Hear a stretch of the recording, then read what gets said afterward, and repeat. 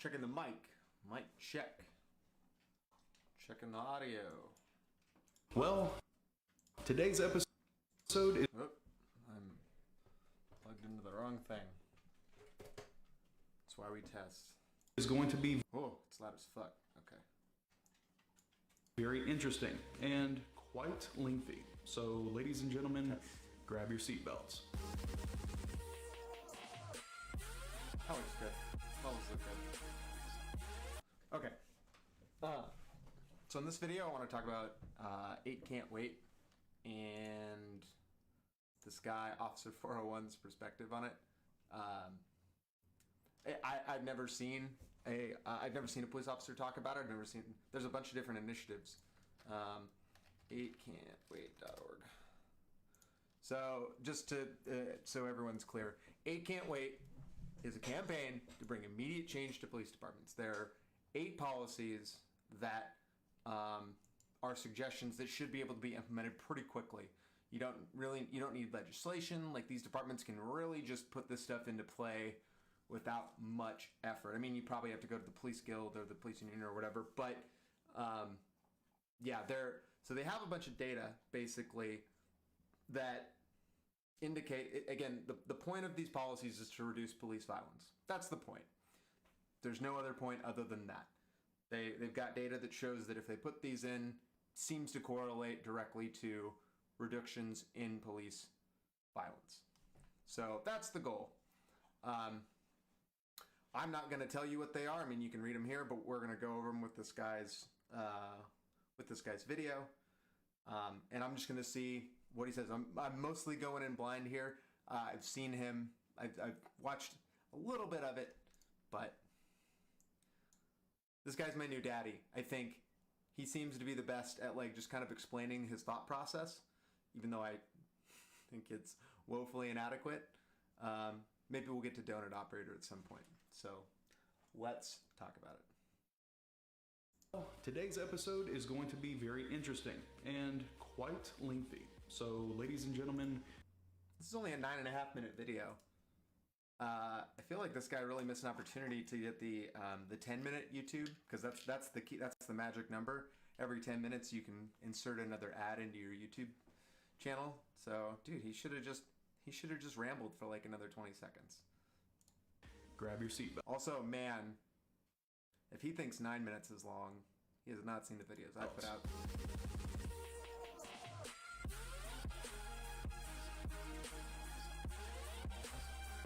Contact me if you know how to create one of these cool graphics. Hey guys, what's going on? I hope you are having a fantastic day so far. There is a new movement in place of epic proportions. It's called hashtag 8 Can't Wait, and it is a movement to promote 8 policies that should be implemented within police departments across the nation. I'm going to break each one of these down and give you guys some surprising information on them. I'm also going to give you guys actual examples of my own police department's policy. That's right, these are rules I also have to adhere to. It doesn't get any more real than reading my own department's policies. And for those of you getting into law enforcement, pay very close attention, because knowledge is power, kids, and knowing your department's policy will keep you out of trouble. Number 1, no chokeholds or strangleholds. First of all, most police departments already have policies on when, if ever, you're allowed to use a chokehold. My own department's policy says it has to be a last resort to control somebody that is extremely violent.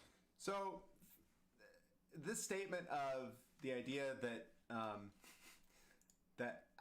I don't like the framing where he's starting out by saying, "Hey guys, don't worry. There's already a bunch of data. This already exists."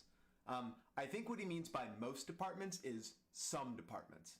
Some departments have this. For example, most South Florida agencies don't even have a policy. There's a lot of places that have no rules, no restrictions, not detailed at all. They don't even talk about chokeholds. He's about to go into a big thing about all the restrictions he has for his department, which is well and good, but that is insufficient. Even that is the case. It is insufficient to even have to not even have anything written down about it. You've exhausted all other measures and this person is still trying to kill you or somebody else, then fine, use it. But I would love to see if his department actually says specifically that you can only use it while someone's attempting to kill you.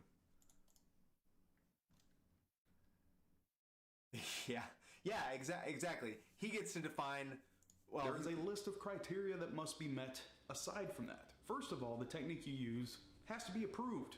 You have to go to training for this that your department approves. You can't apply it on the elderly. You can't apply it on pregnant women. You can't apply it on obvious juveniles. This is a lot of rules that I honestly don't believe cops can keep in their head. Like, to be honest, like all these restrictions that he's describing are great, old people or whatever, but like how, like your average cop, like that has to know the right technique, like has to learn all this shit. Like this is too much information. Like I don't like cops all the time are emphasizing how hard it is for them to think in stressful situations. And I'm supposed to expect that he's like, that each cop individual is going to remember all this shit and all the specifics. No, they're just going to do it because it's allowed. And that's why we have to get rid of the entire concept of allowing people to do these, because they're not going to be able to do it correctly. We're setting them up for failure.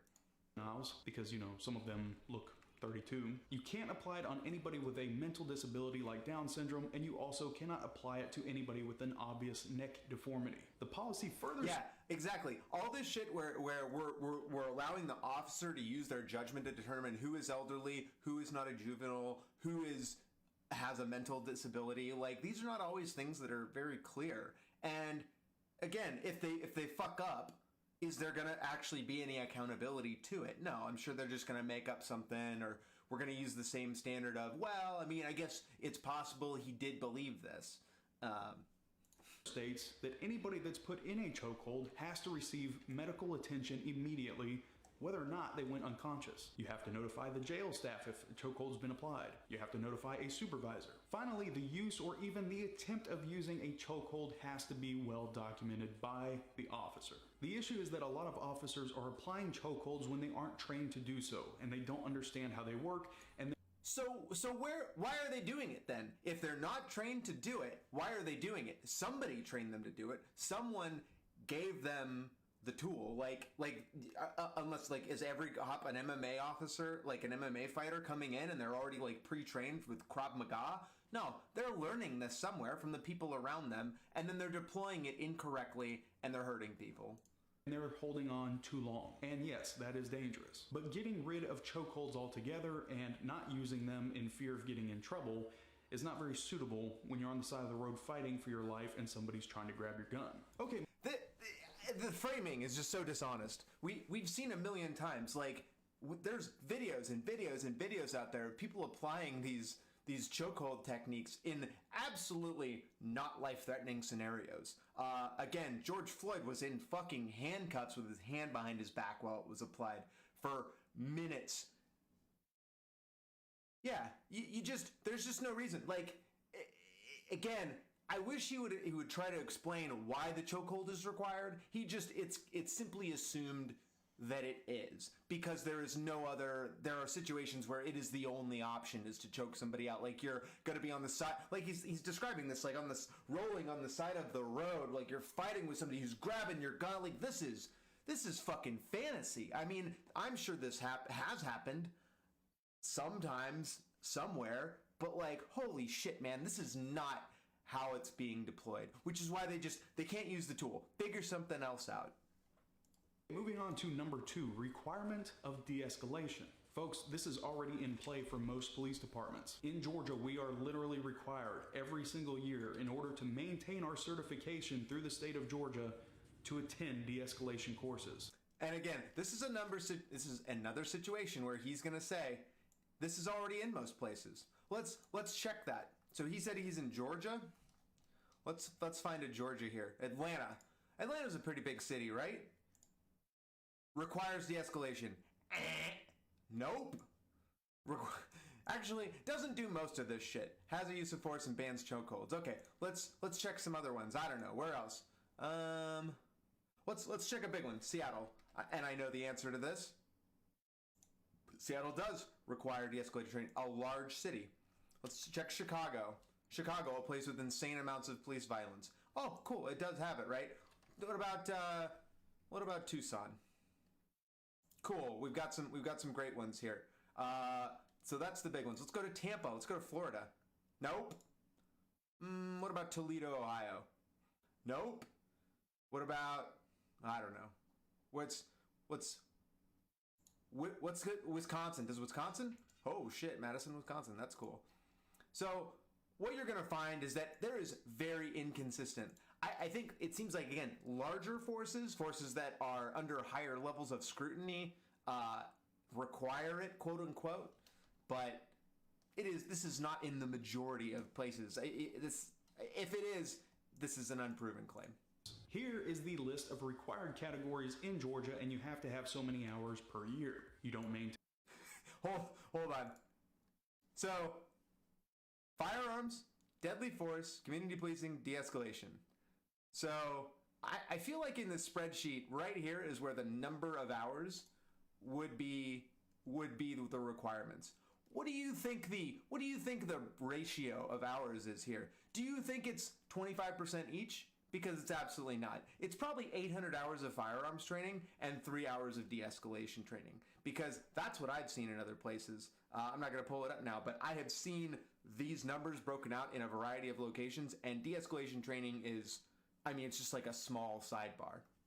Here, you don't maintain those hours, your certification gets suspended. Not only is it required by the state, but my department requires it through policy. We have an entire part of the policy that is just dedicated to de-escalation. In fact, I'm going to read you guys the exact excerpt from my department's policy regarding de-escalation. An officer should use de-escalation techniques and other alternatives to higher levels of force consistent with his or her training whenever reasonably possible and appropriate before resorting to force and to reduce the need for force.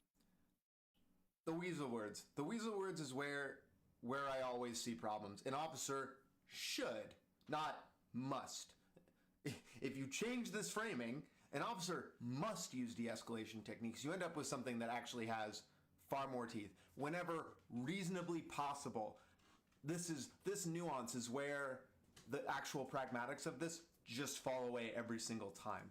Whenever reasonably possible, and when such delay will not compromise the safety of an officer or another, and will not result in the destruction of evidence, escape of a suspect, or commission of a crime, an officer should allow an individual sufficient time and opportunity to submit to verbal commands before force is...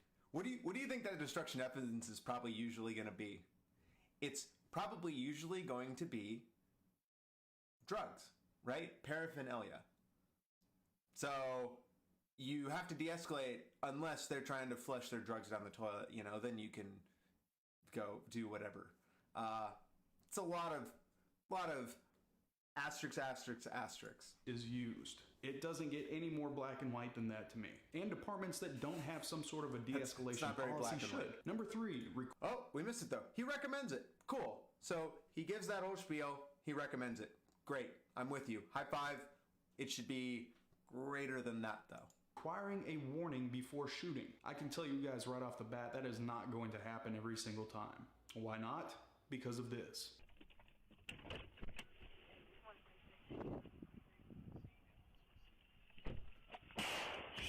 So you're telling me So first off, we didn't see the cop shoot back. That was just the guy shooting at the cop. He still could. I don't see why the cop can't say, drop your weapon or I'm gonna shoot. I get it. Like, to a lot of people that's scary, right? Somebody like coming out the door, which again, this is much like the chokehold conversation. This is a minute, small, little piece. Like this interaction is like the vast minority of interactions. Many cops are never going to experience an interaction like this. In fact, most cops are never going to experience an interaction where a fucking guy's gonna rip out of his car and immediately start opening fire on them. So even if and you know what? Do you think that like we would hold the cops, like if we had these policies where they had to, and in this very specific scenario, that we would hold them to some sort of account for that if they didn't follow the policy? Probably not, right? We would probably not do that. But it should be boiled into the policy. And again, I don't see a reason he can't say before he starts opening fire, drop your weapon. Seems reasonable. Then start blowing them away, I guess. In that short instance, you expect an officer to tell somebody that they're going to shoot them. Yes. Sorry, that's not going to happen. When shit hits the fan, it is not practical all the time to give a warning. And I'm sorry, but there's not one officer in this country that's going to stand there while he's getting shot at just long enough to give a warning. And any officer that does is probably going to become a casualty. I mean, the other frustrating part about this for me is that why is it required that he? I mean, aren't cop cars like resistant to bullets and things like that? Is that not a thing? Do they not have? Does he not? Why does he have to engage in actively like a shootout there? Like, why can't he retreat? To a point and then call for backup. Like, I don't get why he has to start shooting back in the first place. I don't know. That's just me. I'm concerned about officer safety as well. So I would want the officer to remove themselves from that situation until such a time where there was, he was better prepared, had more people there. Number 4, exhaust all alternatives before shooting. This is another one I know is already in the books for most police departments. And honestly, this one is just common sense. Yet again, here is another policy excerpt. Deadly force may be used when the individual has a weapon or is attempting to access one, and it is reasonable to believe the individual intends to use it against the officer or another person. And there's the rub, is right there. When the individual is attempting to access one, that's where the breakdown occurs every time, right? He reached for a gun, he reached into his waistband, he reached into his pocket for what I thought was a weapon, and then deadly force is automatically applied. This is an insufficient policy that to meet this type of requirement of using that level of force, not immediately escalating to deadly force. Use it against the officer or another person. Number 5, duty to intervene. I also like that his justification is just that, hey, most places already have this. I mean, okay, then we should make sure every place has this, which is the point of the 8 Can't Wait campaign, is that everywhere should have this. Duty to intervene. Duty to intervene basically places an obligation on officers to stop one another from using excessive force. Let's look at George Floyd's death as an example. Officers and citizens across the United States we all agree that the officers that stood there should have stopped Derek from killing George Floyd. We all agree on that. So bold words. Derek from killing George Floyd. Bold words, I'm impressed. People started raising hell saying that a policy needs to be in place to hold those officers accountable. Duty to intervene. Guess what, folks? There was. Minneapolis, since so many people wanted to give me crap in my last video about how I pronounced it, actually enacted that policy in 2016. It says, officers are required to either stop or attempt to stop another sworn employee when force is being inappropriately applied or is no longer required. My department also has a policy in place with pretty much the same verbiage. Ours is titled Duty to Intercede. Any officer present and observing another officer using force that is clearly beyond that which is objectively reasonable under the circumstances shall, when in a position to do so, intercede to prevent the use of unreasonable force. An officer who observes another employee use force that exceeds the degree of force permitted by law. So notice that his requirement, his description, and the Minneapolis one are pretty fucking different, right? Officers required to, either stop or attempt to stop when force is being inappropriately applied. What is attempt to stop? Of the 3 people there, the rookie, the one who had been on the force the least, said something twice and was shut down twice by Derek Chauvin. Like, the other 2 didn't do fucking shit. Is that an attempt? Is that good enough?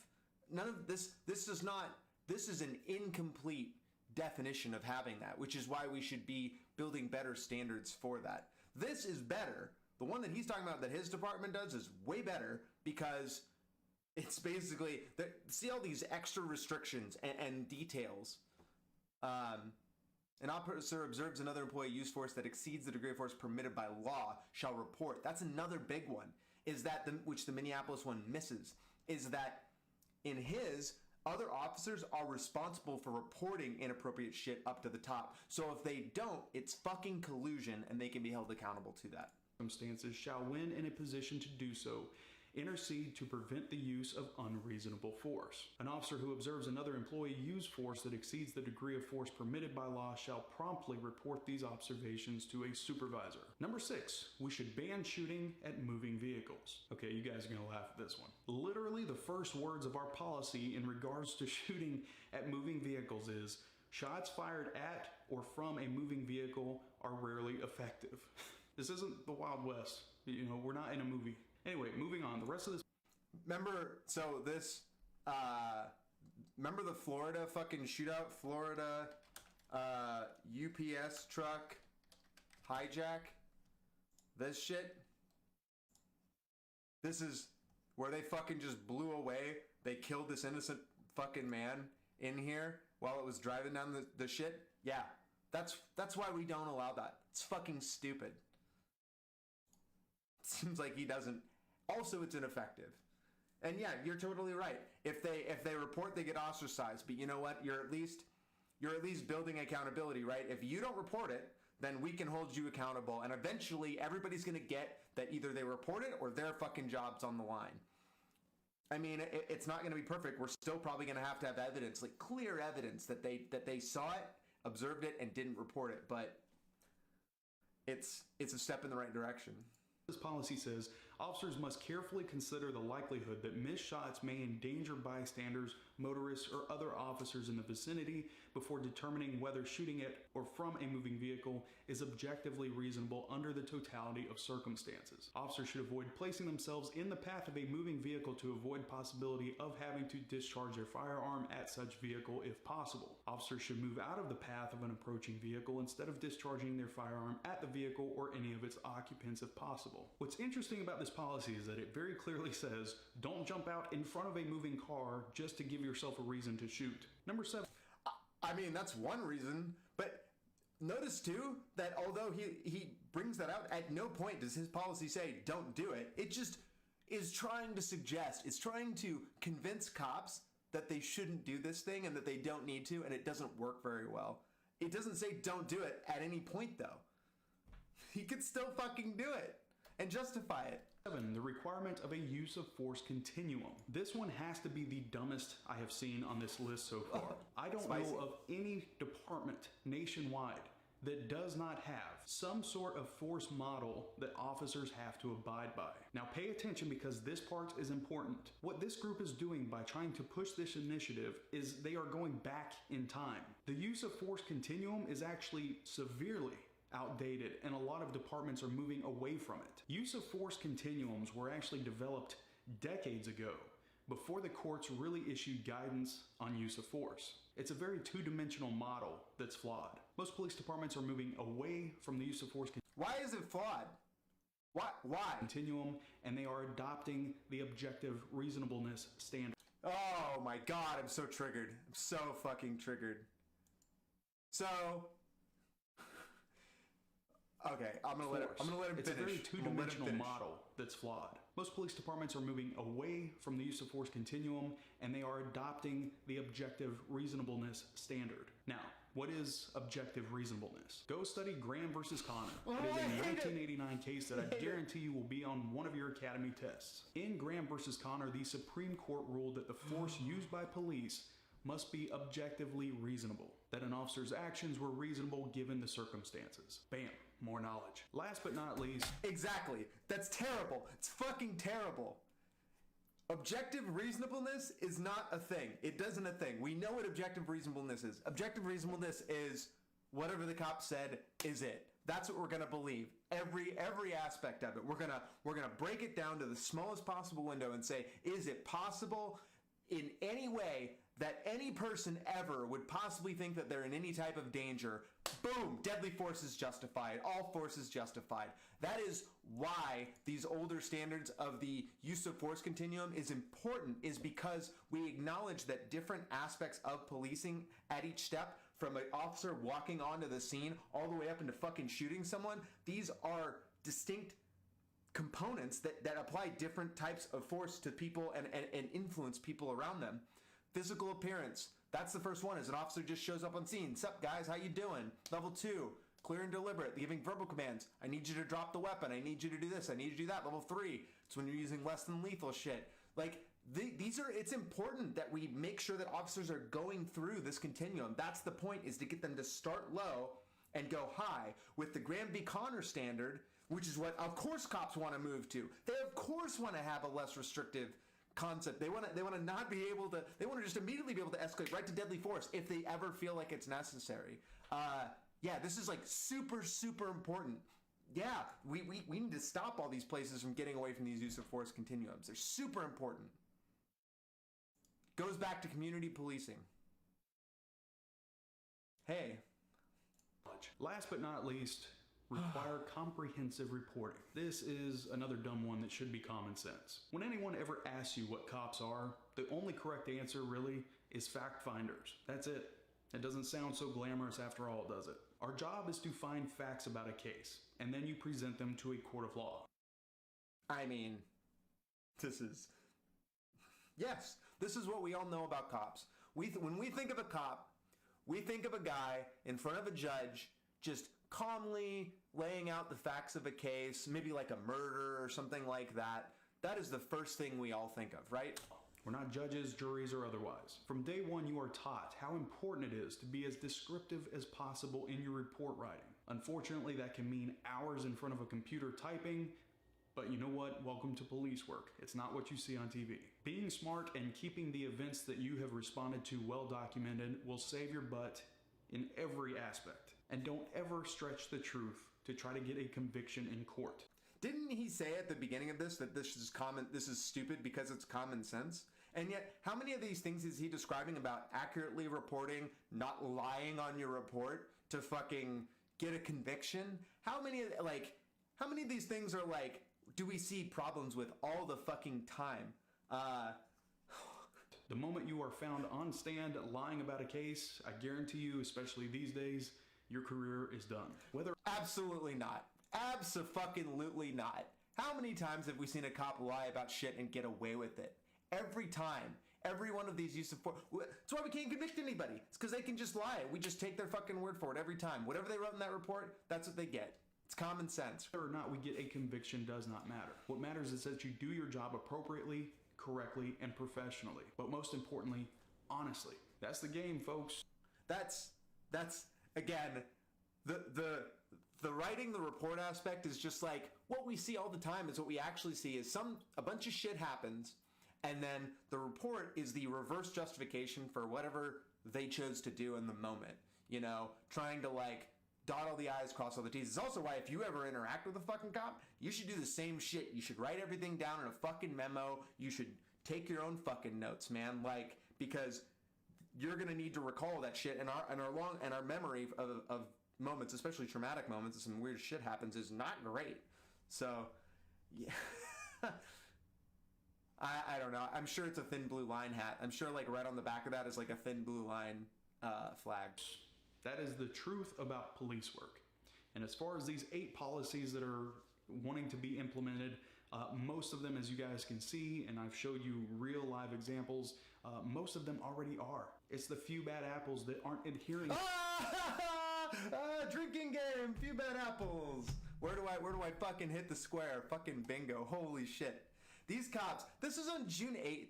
Like, these cops cannot fucking stop with the language that they use. They're like incapable of not trotting this shit out.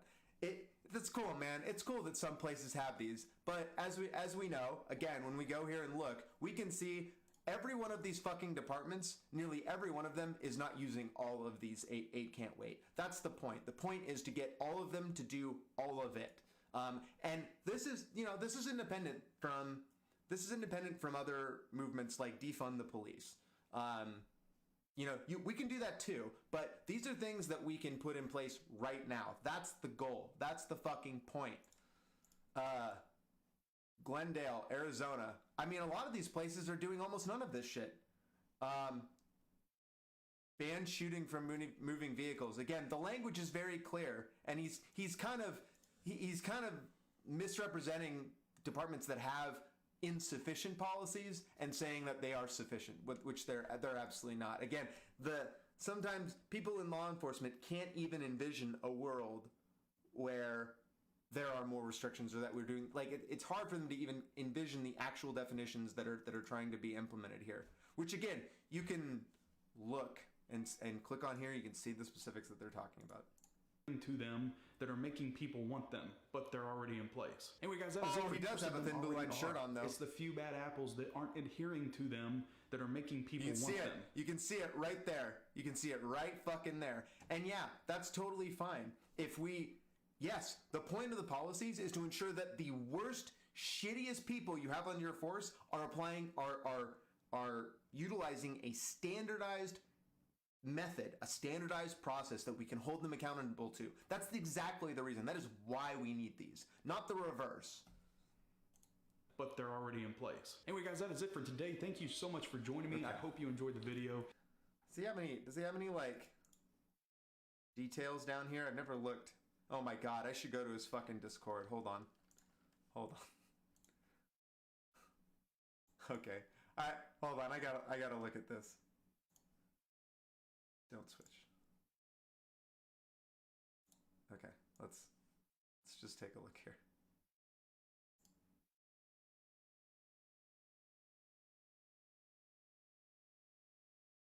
Man, he's got like a whole thing in here.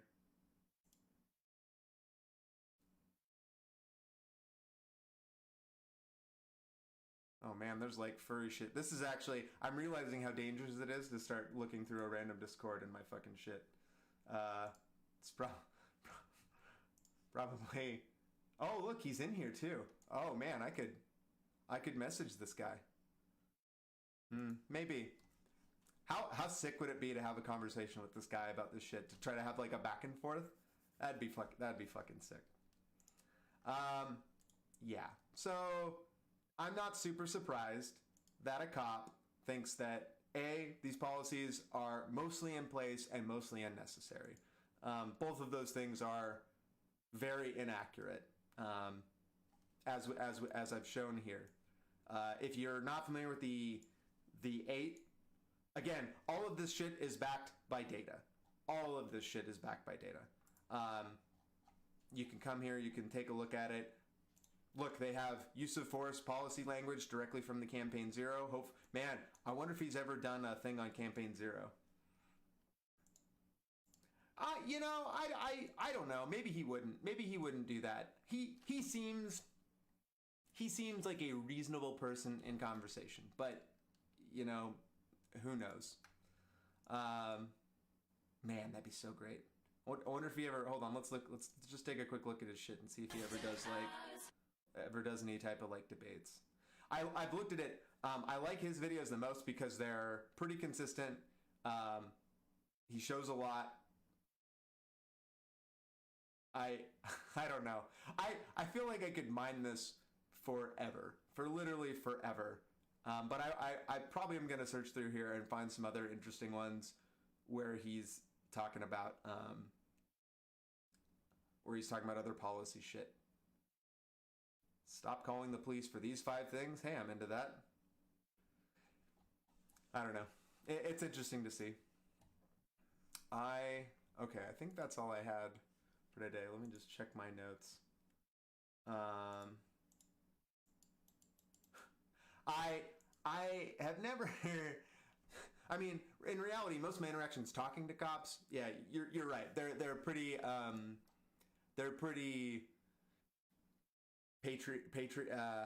patronizing. Pretty patronizing.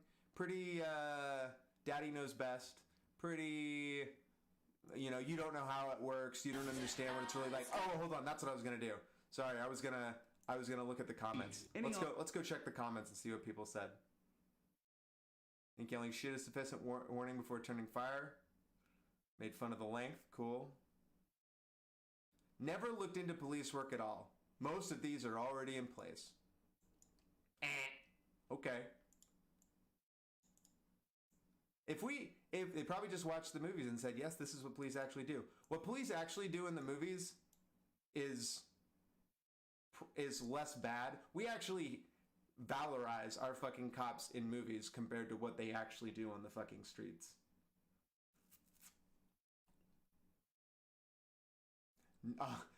None of these policies stop the murder of George Floyd. Well, again, why do we have laws then? Why do laws exist? We should just get rid of all laws. I'm cool with that. Get rid of all laws because they don't stop people from not doing it. No, they're there so that we can hold people accountable. That's why. Herp derp, 10 upvotes. Nice meme. How about that one? The policies are already in place. How about following them? Yeah, okay, good point. Hey, that's got a lot of upvotes too. Oh, they do. They totally do. More upvotes. Yes.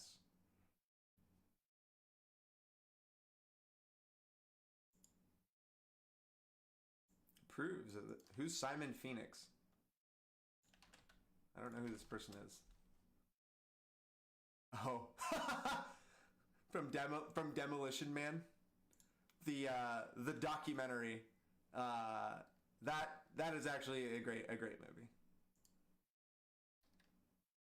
Anti-police folks are about to get triggered. Yes, that is correct. They are untouchable. It's not that they think they are, they know they are, because they see it over and over. Going to my criminal justice degree, I've always wanted to be a cop and change the perception of the general public. With this 8 can't wait and push to defund the police, I'm worried that being a cop when I'm done with my degree will not be the same as it is now. How much do you think that recent events will change it? I'm concerned. In all honesty, I do believe that a lot of people go into policing with this attitude of, I want to be a cop, I want to change things, I want to be the good one. I believe that. It's just it gets, destroyed out of you. Also, I mean, again, how naive is it to say that I'm worried that by the time I get out of college, like this is something that only a college student would say, is that I'm worried that my degree isn't going to be useful when I walk out. Motherfucker, this is America. Everybody wastes thousands and thousands of dollars getting degrees that they never fucking use. And experience is always more important. As soon as you've worked for a couple of years, it's like your degree is like totally irrelevant. No, he only got a 1-day suspension in the end. He got a 1 fucking day suspension after everything was said and done. Only thing that guy would say is that he's mad that other people were mad at him. Policing changes every day. Don't worry about how it will change in your time. If it wasn't too late, I tell you to pursue another degree. No matter what you learn in criminal justice, the academy will teach you their way, which is relevant to the common issues that the community faces. That's right, they will teach you their way. It's training day. Criminal justice degree itself really does you no favors. Hey, especially in the early stages of law enforcement. In fact, many police agencies look more favorably on other degrees because they give you outside skills that can be implemented as experience when dealing with others. I have a criminal justice degree. Also have another degree is useful if you become unable to stay in law enforcement. Hey, what use is a criminal justice degree before going to police? I actually believe that this is accurate. I'm sure many law enforcement agencies look at a use of force degree or a criminal justice degree and are like, "Ooh, this person's too smart. We should probably not hire them."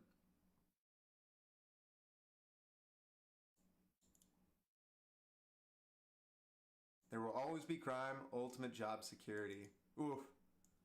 Oof. Let's hope not. Let's hope not. Nobody's angry when firefighters showed up. True. Everyone loves it when they show up. True. You get to chill at the fire station at Lazy Boy all day until you catch a run. True. Get to eat till you're tired, sleep till you're hungry. That's like a sweet gig to me. Been the shit show you have to deal with basis as a cop. Hell yeah. Hell yeah. Steven Johnson knows what's up. We need more firefighters, less cops. I agree.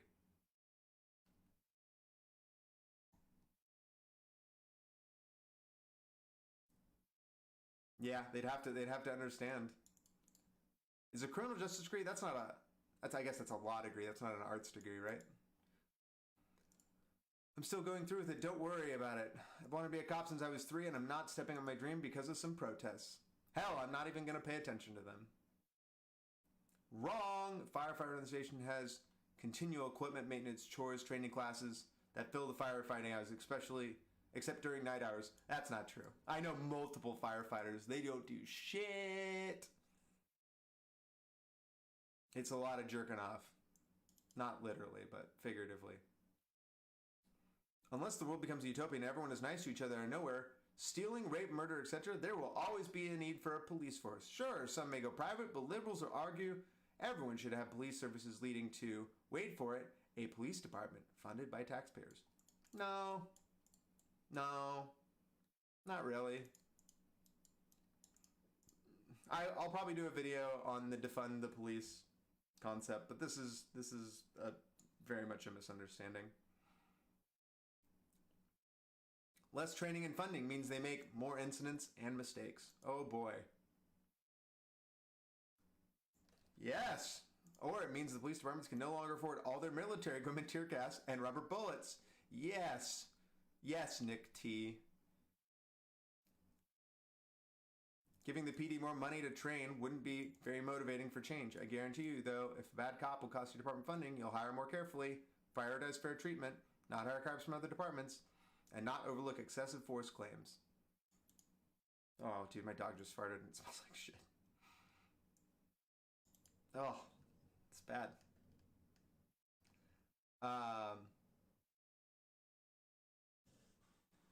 Where's the part? Wait, the Department of Defense sells the military equipment. Where's the part where they say that the act is free? Oh, I knew it.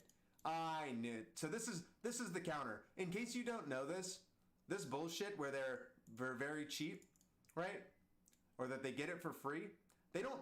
The reason that the Department of Defense and the reason the federal government wants to get rid of this shit is because it's fucking expensive to store and maintain.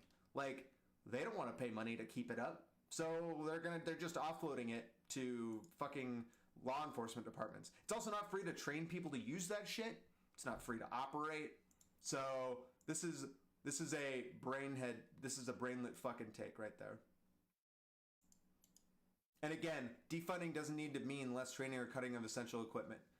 These police officers, these law enforcement agencies can choose where their money goes. If they lost half their budget, they don't have to take it out of training. In fact, it's probably easier to train less people. It costs less money to train less people than it does, to just than a full force.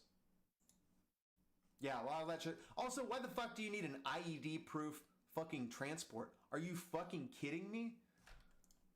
Unbelievable.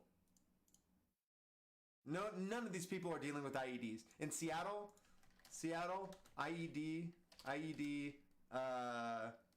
protest.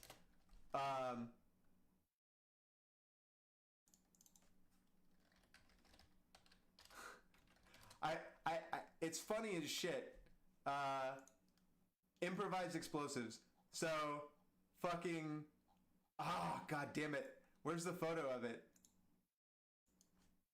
Improvised explosives. The fucking Seattle Police Department, during the protests has come out. They said that they were used to, they improvised explosive devices were utilized on them. They were fucking candles. They just showed this box of like broken candles that people were holding like in front of them, and they called them improvised explosive devices. Fucking so dishonest and unbelievable. They literally flashbang and use the fucking gas all the time.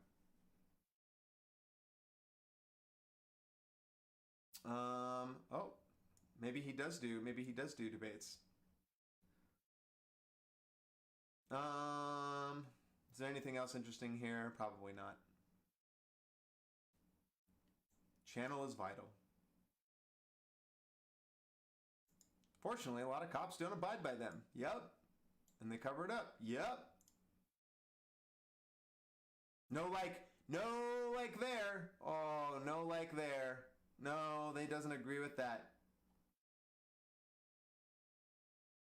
Yep, Graham v. Connor's on my exam. These idiots that come up with these suggestions would take a minute to research police policies on an agency in this country, and hell, other countries. They would see these things already exist. Damn lazy. No. I actually think the Graham v. Connor, I should look this up sometime. I can pretty much guarantee you anything that looks like Graham v. Connor of this reasonable officer does not exist in other countries. Absolutely not.